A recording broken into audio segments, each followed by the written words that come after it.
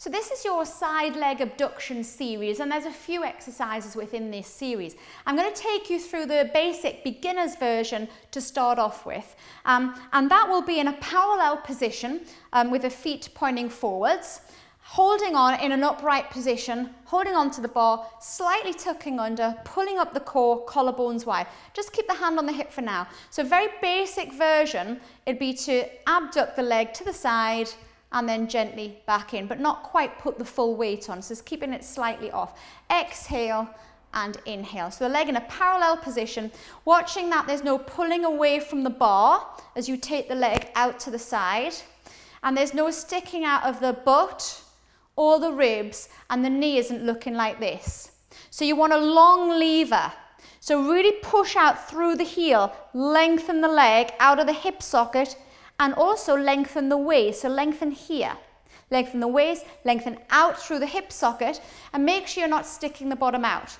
So when we talk about 3 body spaces, we talk about the space between your ear and shoulder, i.e. draw the shoulders down. The space between your 12th rib and the rim of the pelvis, i.e. your waist, so lengthen the waist, pull that hip out of the ribs. And the third body space is your femur, your thigh bone, pulling out of the hip socket like somebody's trying to dislocate your hip. So make space in the joint so that you're pushing your head upwards against an imaginary weight and you're pushing your leg downwards. So the whole body is lengthening in 2 opposing directions, or what I call opposition. So stretching the body in 2 directions without buckling in the center, so pulling up the pelvic floor openings, the muscles that stop you going to the toilet, pulling in that belly button, drawing down those ribs and keeping long. So no twisting with the headlamps shining forwards, 2 panes of glass, really pushing that pubic bone forward and pulling up the core. Exhale and inhale. So nice and easy. And what you'll find is the standing leg, the leg that you're standing on, has to work quite hard to stabilize you, to prevent the body pulling on the bar and pulling away from that leg and cheating. Okay, so this standing leg often works harder than the actual leg that's abducting. So that's your first and easiest one. Now, we have that, can make that much more challenging by leaning the body inwards to a more horizontal position. So a vertical position, nice and easy, suitable for beginners. And the more horizontal you go, the more things that go wrong. Okay, so I'm going to put my elbow on the bar now. And I'm kind of halfway horizontal, halfway between the 2. And you can see the bottom will want to start to stick out, my body wants to start to twist, and my shoulders start to collapse. Okay, so I've got to work really hard to pull my hips forward and pull my shoulders forward. And I want a little bit of a pelvic tilt here, so I'm going to push that pubic bone forward, draw the shoulders down, and just watch and be aware of the head. Angle the head slightly towards the bar. Because the head wants to take an upright view of the world, but then you shorten one side of the neck. So try to keep an equal length between both ears and both shoulders so your head isn't lifting to one side. So my elbow is on, and I'm lifting and I'm lowering. And I can do full range all the way to the floor and all the way up. Or I can do my end range pulses.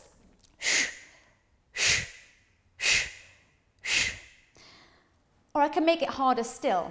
Instead of my elbow, I'm going to put my hand and I'm going to move even further away from the wall so I'm fully horizontal. And that's where a lot of things can go wrong. So first of all, people can hang off this shoulder. You can see, maybe if I turn to the side, this bottom rib starts to poke out. My bottom is sticking out. My pelvis starts to roll in. So all things that can go wrong. So starting from the top, pull that shoulder away from the ear using your lower trapezius muscle that draws the scapula down. So pull the shoulders down. Then just take your hand and get hold of that bottom rib and pull it away from the floor so you're not sagging with the rib. So use the core, the oblique muscles and the core muscles to draw that rib in away from the floor. Then put your hand on your hip and pull the hip round so it's not turning in and your butt sticking out. Turn the hip around and push the pelvis forward. So tuck that tailbone under, relax the neck, and then you're ready. And instead of collapsing and hanging off your own arm. So that's your basic side leg abduction from a standing, halfway horizontal and full horizontal. You've then got the leg press. So instead of lifting the leg up and down, which works your glute medius and minimus muscle, you can push the leg back behind you, which works your glute maximus muscle, the biggest of all glutes and the most superficial. So glute medius and minimus are the deep layer, which abduct the leg sideways, and glute maximus takes that leg back, the biggest and most superficial of the gluteal group. So I'm now going to show you that leg press, taking it back.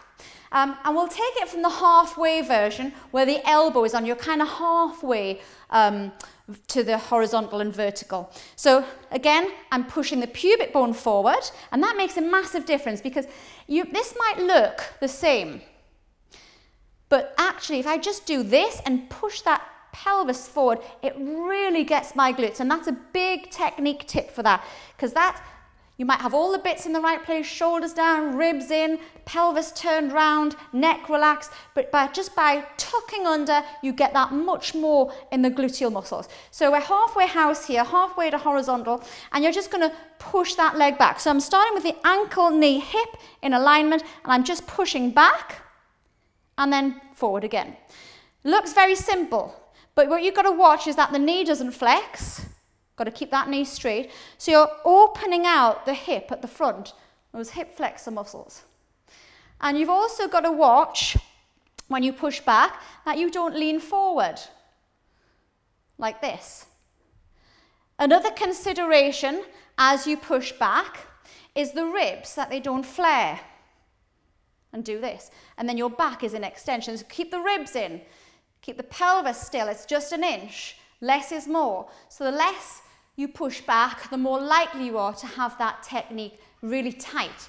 The bigger the movement, start using momentum, the body starts to move in all sorts of different directions here. You next have the curtsy kick, and this is an external rotation. So these have just been in a parallel, straightforward position.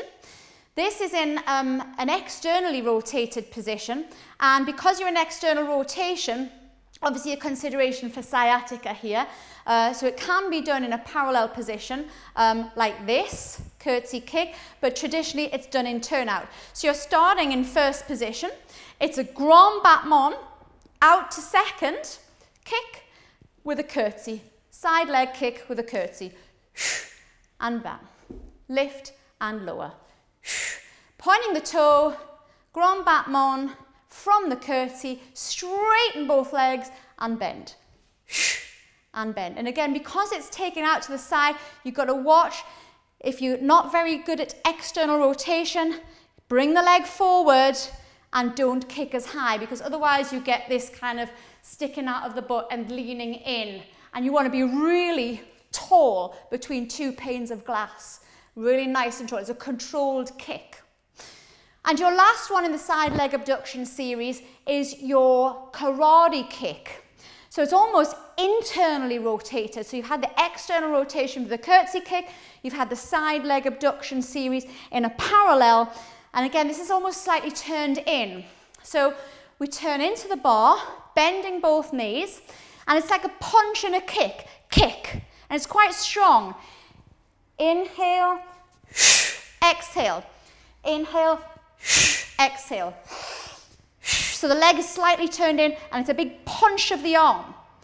Inhale, exhale. And because you're sort of slightly turned in, you've got all those considerations from the side leg abduction series as well. So things to think about, a lot to think about.